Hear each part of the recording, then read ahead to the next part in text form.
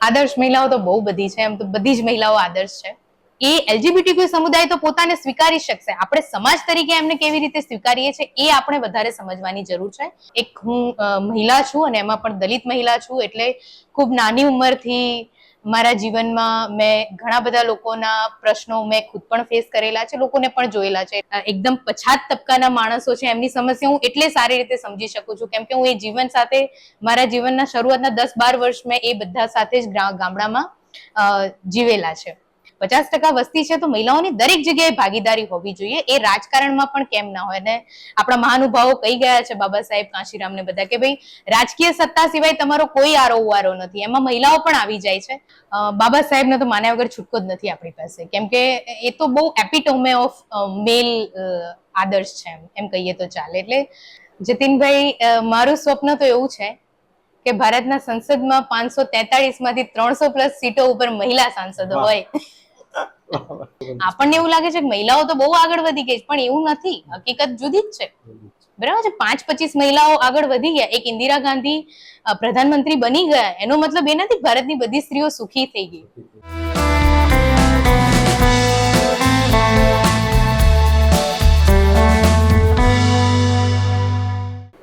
Team શ્રમણાગાજ અને જય Bhim Gujarat platform પર આજે અમે એક નવીન એપિસોડ લઈને આવી રહ્યા છીએ. તેમાં અમારી સાથે ઉપસ્થિત છે એક જાજરમાન મહિલા ડૉક્ટર મિતાલી સમોવા. આપનું ખૂબ ખૂબ સ્વાગત છે, મંગલમય સ્વાગત છે આજના સાવિત્રી સામર્થ્યના કાર્યક્રમમાં. અગાઉના એપિસોડની જેમ બેનને પણ અમે ઘણા બધા પ્રશ્નો કરીશું અને બેન જવાબ આપશે. સૌથી પહેલા બેનને વિનંતી કરું કે આપનો પરિચય આપો. ખૂબ ખૂબ આભાર જતીનભાઈ. મારું નામ ડૉક્ટર મિતાલી સમોવા છે. હું અમદાવાદ રહું છું. અત્યારે હાલ મારું પોતાનું દવાખાનું રન કરી રહી છું. સાથે સાથે ચિત્રલેખામાં કોલમ લખું છું સામાજિક વિષયો ઉપર, જેમાં બધું જ સામાજિક બાબતોથી લઈને, આરોગ્યથી લઈને, સાયકોલોજીથી લઈને, બાળકો, વડીલો, મહિલાઓ, મતલબ સમાજની કોઈ પણ દુખતી રગ હોય કે જ્યાં આપણું ધ્યાન જવું જોઈએ, એવી દરેક બાબતો ઉપર હું ધ્યાન દોરવાનો મારી કોલમ દ્વારા પ્રયાસ કરું છું. તેની પહેલા હું અભિયાનમાં કોલમિસ્ટ તરીકે કામ કરતી હતી અને એની પહેલા મેં બાબા સાહેબની આત્મકથાનું અનુવાદ કરેલું છે. શરૂઆત પબ્લિકેશન દ્વારા એ પુસ્તક છપાયેલું છે. મારું એક વાર્તા સંગ્રહ, વાર્તા સંગ્રહ એમેઝોન ઉપર અવેલેબલ છે, એ પણ મેં મારી રીતે પબ્લિશ કરેલો છે. હું ખુદ BAMS ડોક્ટર છું અને પહેલા 5 વર્ષ class 2 medical officer Ayush MO તરીકે પંચમહાલ, હાલોલ, જાંબુગડા ખાતે સરકારી કર્મચારી ઓફિસર તરીકે કામ કરી ચૂકી છું. અને એની પહેલા પ્રાઇવેટમાં પણ આરોગ્ય ખાતે, દવાખાનાઓમાં, હોસ્પિટલમાં મારો બહોળો અનુભવ છે કામ કરવાનો. અને એ સિવાય પણ એક હું મહિલા છું અને એમાં પણ દલિત મહિલા છું, એટલે ખૂબ નાની ઉંમરથી મારા જીવનમાં મેં ઘણા બધા લોકોના પ્રશ્નો મેં ખુદ પણ ફેસ કરેલા છે, લોકોને પણ જોયેલા છે. એટલે સામાજિક રીતે ઘણી જાગૃત હું પહેલેથી રહી છું, નાનપણથી, શાળામાં, કોલેજમાં હતી ત્યારથી જ. અને ઈચ્છા હતી કે લોકો માટે કશું કરવું છે. પોતાની માટે તો બધા જ જીવતા હોય છે, પરંતુ આપણને જો આટલું સારું જીવન મળ્યું છે તો આપણે બીજા લોકો માટે કંઈક ઉપયોગી કામ કરી શકીએ, એવું હંમેશાથી ઈચ્છા રહી છે. અને એટલા માટે જ અત્યારે હાલ મારા દાક્તરી વ્યવસાયની સાથે સાથે લેખક પણ છું, કોલમિસ્ટ છું અને સાથે સાથે સામાજિક કાર્યો પણ હું અત્યારે હાલ કરી રહી છું. થેન્ક યુ બેન. મિતાલી બેનનો પરિચય એ ખુદ એક સાવિત્રી સામર્થ્યને આબેહૂબ રજૂ કરે છે. તો મિતાબેનની જે કારકિર્દી છે, એમણે જે પુસ્તકો લખ્યા છે અને જે સમાજ માટે કામ કર્યું છે, જે ડૉક્ટર એણે કામ કર્યું છે, તો એક સાવિત્રી સામર્થ્યનો જે આપણો જે પરિકલ્પના છે એને પૂરેપૂરા એ લોકો બંધ બેસે છે. તો એમને હું પ્રશ્ન કરીશ કે આપને આપના જીવનમાં કેવો સંઘર્ષ કરવો પડ્યો આપની કારકિર્દી દરમિયાન અને સમાજ સેવા દરમિયાન. એ પહેલાં હું એક વાત કરી દઈશ કે આપણે એક પુસ્તક આપણે હમણાં વાત કરી કે બાબા સાહેબની જીવનકથા પર પુસ્તક લખ્યું છે, એનું અનુવાદ કર્યો છે, તો એના વિશે પણ 2 વાત કરજો અને આપના સંઘર્ષ વિશે પણ 2 વાત કરશો. ચોક્કસ જતીનભાઈ. જીવન સંઘર્ષ તો હવે કેવું છે કે માણસ તરીકે જન્મ લીધો હોય તો સંઘર્ષ વિના તો છૂટકો જ નથી. પરંતુ એમાં પણ તમે મહિલા હોવ અને એમાં પણ દલિત મહિલા હોય એટલે, અને એમાં પણ મિડલ ક્લાસ અથવા તો લોઅર મિડલ ક્લાસની મહિલા હોય એટલે તમારો સંઘર્ષ વધી જતો હોય છે.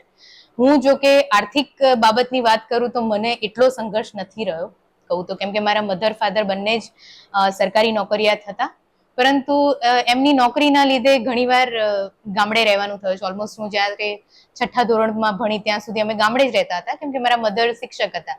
તો નાનું બાળક હોય એટલે એ વખતે તો ત્યારે ત્યાં જ રહેવું પડતું હતું, આટલું બધું ટ્રાન્સપોર્ટેશનની વ્યવસ્થા હતી નહીં. તો ત્યારે ઘણું બધું ગ્રામ્ય જીવન જોયેલું છે. અત્યારે હાલ કોઈ મિતાલીબેનને જોયો તો માને નહીં કે મિતાલીબેને છાણ વીણેલું હશે, લીંપેલું હશે, પાણી ભર્યું હશે બેડું લઈને, એવું કોઈ માની ના શકે. પણ એ બધું જ જીવન મેં જોયેલું છે અને પોતે પણ જીવેલું છે. એટલે હું ઘણી બધી ગ્રામ્ય જીવનની બાબતો, ઘરેલું જીવનની બાબતો, આપણા સમાજના કે બીજા સમાજોના પણ જે એકદમ પછાત તબક્કાના માણસો છે એમની સમસ્યા હું એટલે સારી રીતે સમજી શકું છું, કેમ કે હું એ જીવન સાથે મારા જીવનના શરૂઆતના 10-12 વર્ષ મેં એ બધા સાથે જ ગામડામાં જીવેલા છે. એટલે સંઘર્ષ તો રહ્યો જ છે. પહેલા આર્થિક સંઘર્ષ નથી રહ્યો, જેમ મેં પહેલા કહ્યું તે, પણ જે સામાજિક સંઘર્ષ છે અથવા તો લૈંગિક ભેદભાવની જે વાતો છે એ બધું ઘણું બધું ફેસ કરેલું છે. જેમ કે જુઓ ને, મારો એકાદ અનુભવ તમને કહું તો, હું સ્કૂલમાં 3જા ધોરણમાં ભણતી હતી અને મારા મધર ટીચર હતા અને સ્કૂલમાં જ બીજા એક મુસ્લિમ શિક્ષક પણ શિક્ષક હતા. એ મુસ્લિમ શિક્ષકનો દીકરો હતો, એક નામ નહીં લઉં હું, અને હું હતી. અમે લોકો બંને લગભગ સરખા જેવા હોશિયાર હતા, પણ છતાં પણ જ્યારે પહેલો નંબર આપવાની વાત આવે ત્યારે ઓલવેઝ એને પસંદ કરવામાં આવતો, દીકરી, અને આપણે દલિત સમાજના છીએ કે વોટ એવર રીઝન, એના લીધે મારો નંબર બીજો આવતો. ભાઈ અત્યારે હાલ બહુ સારી રીતે જીવી રહ્યા છે. પણ આવા તો ઘણા બધા નાના નાના હોય કે જેમાં કંઈ તમે તલવાર લઈને કે ઝંડો લઈને આંદોલન કરવા ના જઈ શકો, એવા ઘણા બધા નાના મોટા અનુભવો રહ્યા હોય. મારા ફેમિલીમાં મારા મમ્મી પપ્પા ઉપરાંત મારા 2 નાના ભાઈ હતા. 6ઠ્ઠા ધોરણ સુધી અમે લોકો ગામડામાં રહેતા હતા. પછી સાણંદ જેવા ટાઉનમાં આવ્યા બીકોઝ ઓફ અમારા એજ્યુકેશન જ, અને પછી સાણંદથી મારે 11-12 સાયન્સ કરવા માટે ગાંધીનગર જ આવવું પડ્યું હતું. ગાંધીનગરની આપણે કડી કેમ્પસની આરસી પટેલ સ્કૂલમાં જ મારું 11-12 સાયન્સ થયેલું છે, એટલે ગાંધીનગર સાથે હું સારી એવી પરિચિત છું. પછી ભણવાના લીધે વડોદરા જવાનું થયું, જોબ માટે હાલોલ, જાંબુગોળા જેવા એકદમ પછાત આદિવાસી વિસ્તારમાં પણ જવાનું થયું, કામ શીખવા માટે મહારાષ્ટ્ર, મધ્યપ્રદેશ પણ જવાનું થયું. એટલે હું ઘણું બધું, મને એને નસીબદાર ગણવું હોય તો નસીબદાર ગણી શકો કે મને ઘણું બધું જોવા મળ્યું છે, જાણવા મળ્યું છે, ફરવા મળ્યું છે, આ બધું. એટલે આ બધાની સાથે જે સંઘર્ષો જોડાયેલા હોય એ બધા જ સ્ત્રી તરીકે, દલિત સ્ત્રી તરીકે ભોગવવાના ઘણી જગ્યાએ આવ્યા છે. પરંતુ હું એવું માનું છું કે મારા સમાજના જે 90%-95% જે તબકો છે એના કરતા હું ઘણી સારી પરિસ્થિતિમાં રહી છું, એવું હું માનું છું. ખૂબ સરસ વાત કરી બેને. બેન, આપે ઘણા બધા કામો કર્યા છે મહિલાઓ માટે, સમાજ માટે. તો હવે ભવિષ્યમાં મહિલાઓ માટે અને સમાજ માટે કેવા કામો કરવા ઈચ્છો છો એ વિશે થોડો પ્રકાશ પાડશો? અત્યારે હાલ અમે બહેનો માટે બધા જ કામ કરીએ છીએ. મારી પોતાની સંસ્થા છે મહિલા અધિકાર મંચ નામની, જેમાં અમે બેઝિકલી અમારો પર્પઝ અને ઉદ્દેશ એ છે કે ભારત દેશમાં મહિલાઓ 50% વસ્તી છે આશરે, તો આપણે બહેનોને બધી જ જગ્યાએ 50% એમનો અધિકાર મળે, એમને કામ કરવાની સહુલિયત મળે, એની માટે આપણે પ્રયત્નશીલ છીએ. જો કે એનો સૌથી મોટો ઉદ્દેશ અમારો એ છે કે અમે મહિલાઓને રાજકીય રીતે આગળ લાવીએ. અત્યારે હાલ મહિલાઓ બહુ પછાત છે. તમે જુઓ કે ભાઈ 550 જેવા સાંસદોમાંથી હાર્ડલી 100 પણ નથી મહિલાઓ, 70 આસપાસ આવીને આંકડો અટકી જાય છે. એ વસ્તુ ના ચાલે. 50% વસ્તી છે તો મહિલાઓની દરેક જગ્યાએ ભાગીદારી હોવી જોઈએ. એ રાજકારણમાં પણ કેમ ના હોય. અને આપણા મહાનુભાવો કહી ગયા છે, બાબા સાહેબ કાંશીરામ ને બધા, કે ભાઈ રાજકીય સત્તા સિવાય તમારો કોઈ આરો નથી. એમાં મહિલાઓ પણ આવી જાય છે કે મહિલાઓએ પણ જો પોતાના ઉદ્દેશો પાર પાડવા હોય, પોતાના લાભ બચાવવા હોય, પોતાના બાળકો માટે, સમાજ માટે, બધા માટે કરવું હોય તો મહિલાઓએ પણ આગળ આવીને પોતાની ભાગીદારી પુરવાર કરવી પડશે, પોતાનો અધિકાર લેવો પડશે. એની માટે અમે લોકો અત્યારે મુખ્ય રીતે કામ કરીએ છીએ. તે સિવાય પણ હું મારા લેખન દ્વારા ઘણી બધી બાબતો, જે રીતે કહ્યું કે બાળકો છે, ટીનેજરો છે, વડીલો છે, મહિલાઓ છે, એ બધા જ વિશે, એલજીબીટીક્યુ સમુદાય છે, એ બધા વિશે જાગૃતિ લાવવાનો પ્રયાસ કરું છું. એ સિવાય અમે લોકો મહિલાઓને બધી જ રીતે મદદરૂપ થઈએ છીએ. તેમના ઘરેલું સમસ્યાઓથી લઈને કામકાજના સ્થળ ઉપર તેમને હેરાનગતિ થતી હોય, તેમને કોઈક જગ્યાએ નોકરી કરવી હોય અથવા તો પોતાનું નાનું મોટું કામ શરૂ કરવું હોય, દરેક પ્રકારે અમે મહિલાઓને મદદરૂપ થવાનો પ્રયાસ કરીએ છીએ અને સાથે તેમને રાજકીય રીતે જાગૃત કરવા માટે અમે પ્રયત્નશીલ છીએ અત્યારે હાલ. બેન, આપે વાત કરી એલજીબીટીક્યુ કોમ્યુનિટીની, એના માટે શું પ્રયાસ કરી શકાય તો એલજીબીટીક્યુ કોમ્યુનિટીને સમાજને સમાંતર આપણે લાવી શકીએ? એ પહેલું તો એમને છે ને માણસ ગણવા પડે. આપણે ત્યાં મુખ્ય પ્રશ્ન એ છે કે આપણે જે હિટ્રોસેક્સ્યુઅલ સમાજ છે આપણો, કે જેનું એક સ્પષ્ટ વિભાજન છે કે ભાઈ કાં તો તમે પુરુષ હોઈ શકો, કાં તો તમે સ્ત્રી હોઈ શકો, એ સિવાયનું ત્રીજી વસ્તુ સ્વીકારતું નથી. એટલે પહેલી વસ્તુ આપણે કેમણે એલજીબીટીક્યુ સમુદાયને આપણે મનુષ્ય તરીકે સ્વીકારવા પડે. એ અલગ છે, આપણા કરતા ખરાબ છે અથવા તો હીના છે એવું આપણે નથી માનવાનું. એ બાબત આપણે સમાજમાં બધાને શીખવવાની છે.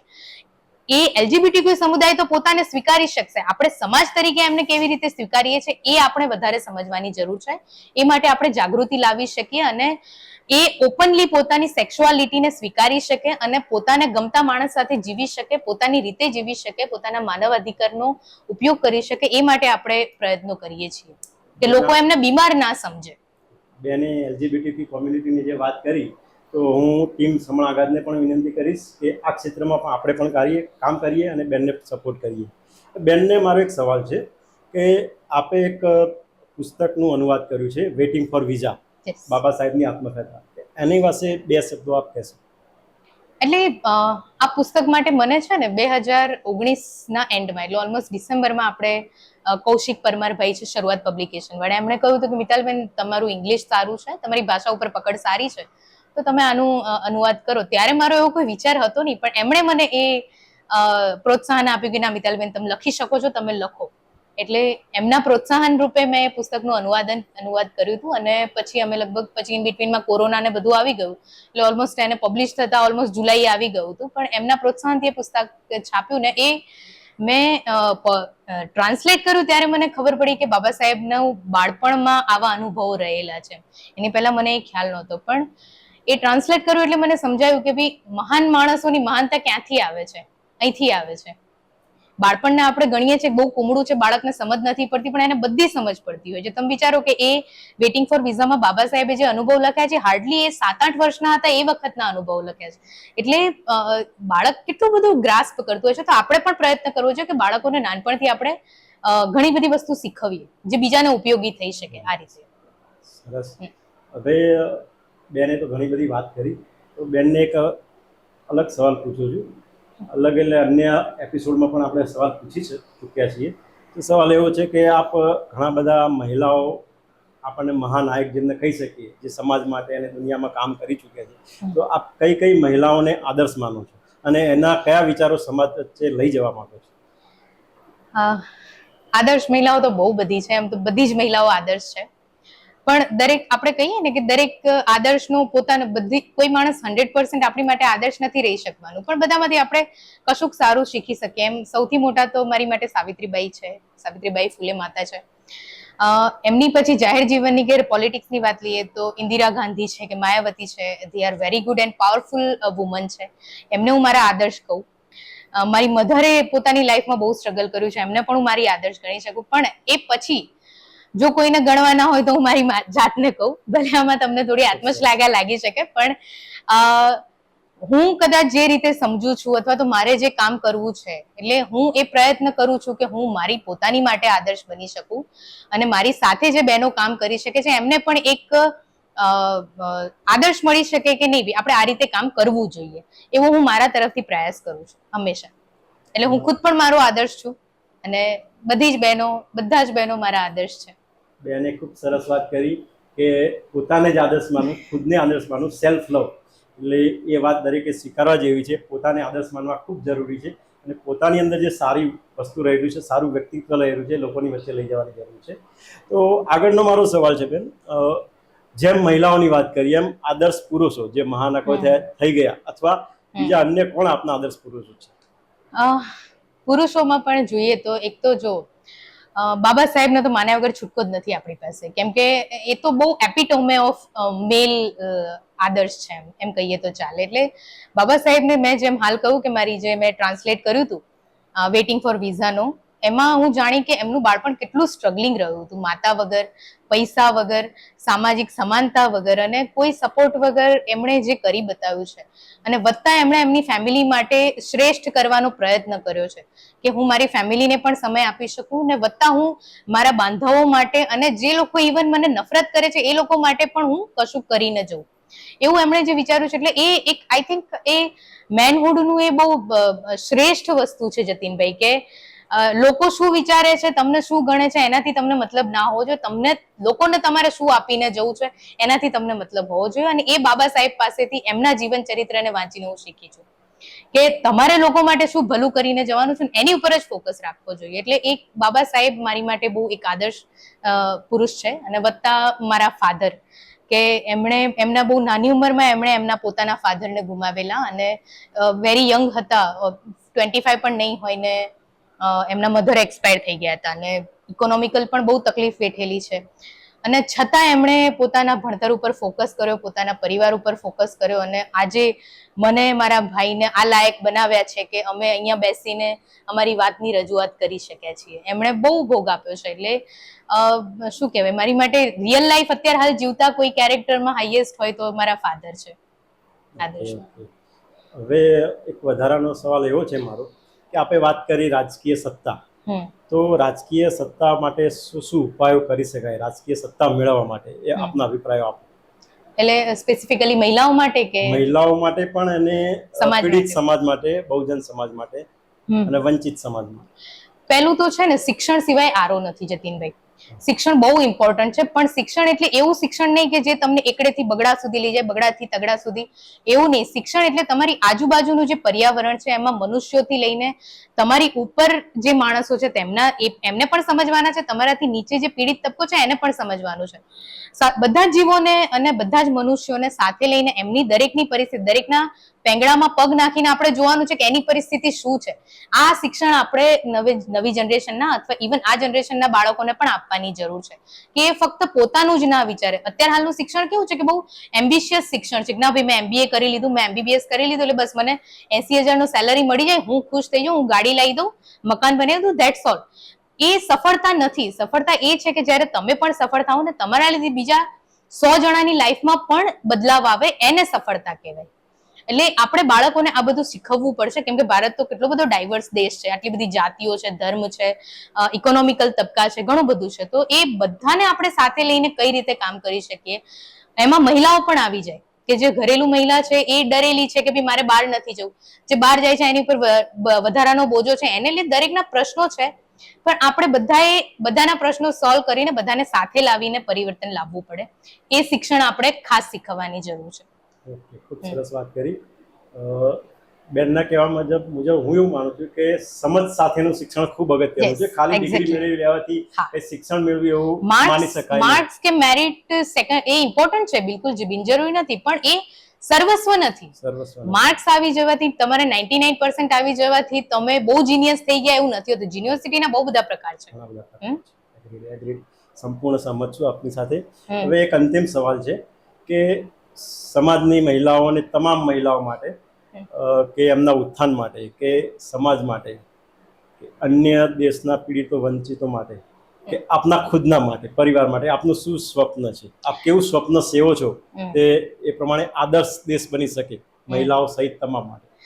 જતીનભાઈ, મારું સ્વપ્ન તો એવું છે કે ભારતના સંસદમાં 543 માંથી 300+ સીટો ઉપર મહિલા સાંસદો હોય. એવું સ્વપ્ન છે. એટલે એ આપણા દેશનું સૌથી હાઈએસ્ટ પાવર હાઉસ છે, આપણું જે સંસદ સભ્ય છે.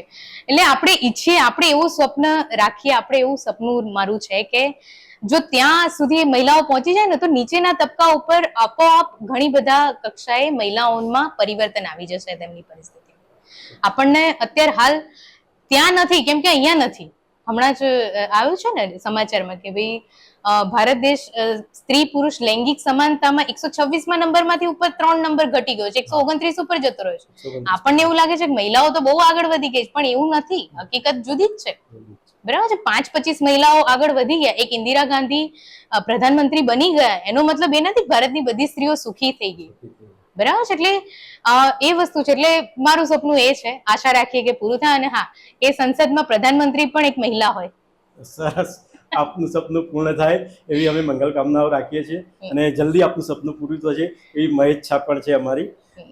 આ આપણી વચ્ચે ઉપસ્થિત હતા ડૉક્ટર મિતાલી સમોવા. એમણે ખૂબ સરસ મજાની વાતો કરી આપણી સાથે અને ખૂબ માર્ગદર્શન આપ્યું. અને હવે અમે નેક્સ્ટ કાર્યક્રમમાં, નેક્સ્ટ એપિસોડમાં એક અન્ય મહિલાને સાથે લઈને આવીશું. અને જોતા રહો જય Bhim Gujarat digital channel. Thank you very much. Thank you બેન. થેન્ક યુ જતીનભાઈ. છે.